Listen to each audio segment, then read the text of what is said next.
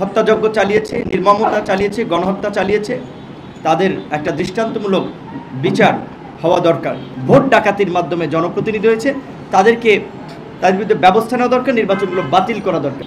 এবং একই সাথে এই গণহত্যার সাথে জড়িতদের রাজনীতি বাংলাদেশে অন্তত হওয়া উচিত না। এই জুলাইয়ে ছাত্র জনতার একটি সফল গণ অভ্যুত্থানের মধ্যে দিয়ে আমরা 16 বছরের ফ্যাসিবাদ হটিয়েছি। যেই ফ্যাসিবাদের আমলে এই দেশের সাধারণ মানুষ, আলেম ওলামা সকলেই নির্যাতিত, নিষ্পেষিত, নিগৃহীত হয়েছে এবং বাংলাদেশ কার্যত প্রতিবেশী দেশের একটি করদ রাজ্যে পরিণত হয়েছিল। তো সেই জায়গা থেকে আমরা মনে করি যে এই দেশের কিছু মৌলিক সংস্কার ব্যতীত যদি আমরা একই পথে চলি, তাহলে আবার এই দেশে নানা ধরনের সংকট তৈরি হবে, স্বৈরাচার তৈরি হবে, ফ্যাসিস্ট তৈরি হবে। সে কারণে আমরা মনে করি যে এই জুলাই গণ অভ্যুত্থানের যারা হত্যাযজ্ঞ চালিয়েছে, নির্মমতা চালিয়েছে, গণহত্যা চালিয়েছে, তাদের একটা দৃষ্টান্তমূলক বিচার হওয়া দরকার। এবং একই সাথে এই গণহত্যার সাথে জড়িতদের রাজনীতি বাংলাদেশে অন্তত হওয়া উচিত না। আমরা তো ইউরোপ আমেরিকার চেয়ে ধরেন বেশি উদার না বলতে গেলে আর কি, বিশ্ববাসীর চোখে।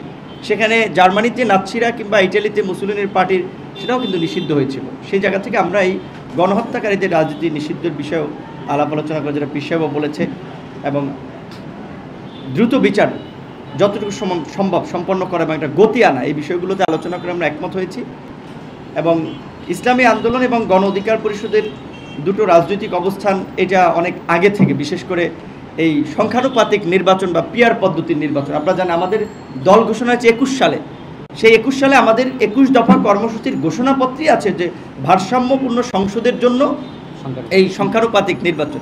এই বিষয়টা আমরা দুই দলই অনেক আগে থেকে একমত, আমরা বলে আসছি এবং আমাদের রাজনৈতিক অবস্থান আমরা এখনও বলে যাব, আমরা এই জায়গায় একমত আছি। একই সাথে আপনারা লক্ষ্য করেছেন যে এই গণ অভ্যুত্থানের পরপরই আমরা বলে আসছিলাম যে ফ্যাসিবাদী আমলে অনুষ্ঠিত স্থানীয় নির্বাচনগুলো যারা ভোট ডাকাতির মাধ্যমে জনপ্রতিনিধি হয়েছে, তাদের বিরুদ্ধে ব্যবস্থা নেওয়া দরকার, নির্বাচনগুলো বাতিল করা দরকার। সেক্ষেত্রে স্থানীয় নির্বাচন অনেক ক্ষেত্রে আংশিক বাতিল হয়েছে, কিছু ক্ষেত্রে পুরোপুরি বাতিল হয়েছে। এবং গত 8 মাসে স্থানীয় সরকারের প্রতিনিধি না থাকায় মানুষ কিন্তু ব্যাপক ধরনের সেবা পেতে ভোগান্তির শিকার হচ্ছে। যেহেতু জাতীয় নির্বাচনের আগে সংস্কার হবে, তার জন্য কিছুটা সময়ের প্রয়োজন, জাতীয় ঐক্যমত্য প্রয়োজন, অন্তত তার আগে স্থানীয় নির্বাচনটা হতে পারে। এই বিষয়ে আমরা দুটো দল আমরা একমত হয়েছি। একই সাথে এই বাংলাদেশের যে বিশেষ করে ভৌগোলিক কারণে যে বিদেশি আগ্রাসন এবং আধিপত্যবাদী শক্তি সবসময় রাজনীতির কলকাঠি নাড়ার চেষ্টা করে, সেই ক্ষেত্রে ভবিষ্যতে যেন সেটা না পারে, এই জন্য আমরা আধিপত্যবাদ, আগ্রাসনবাদ ও সাম্রাজ্যবাদ মুক্ত একটি কল্যাণমূলক রাষ্ট্র তৈরির বিষয়ে আমরা একমত হয়েছি, যেখানে ইসলামী মূল্যবোধ বিরোধী, ইসলামী আদর্শ বিরোধী কোনো কর্মকাণ্ডকে আমরা নৈতিকভাবে সমর্থন করব না।